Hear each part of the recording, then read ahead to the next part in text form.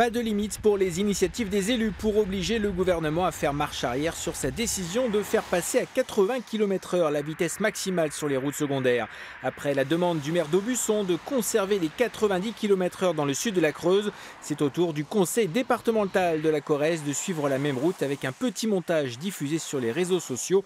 Majorité et opposition ont voté hier à l'unanimité pour garder 1000 km de chaussée à 90. C'est une proposition à la fois pragmatique et qui peut permettre, je pense, au Premier ministre de sortir par le haut, parce qu'on a un vrai sentiment d'abandon dans nos territoires ruraux.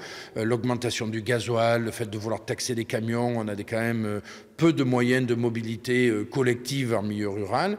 Là, revenir nous imposer une limitation de vitesse, c'est pas des choses qui donnent un signal positif pour cette ruralité-là.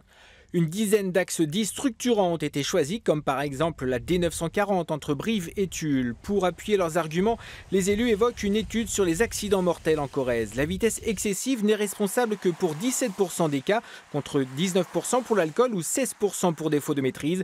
Autrement dit, passer à 80 km/h ne fera pas baisser l'accidentalité.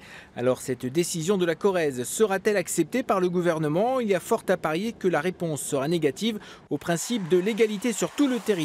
C'est sans doute la limite de ce genre de proposition.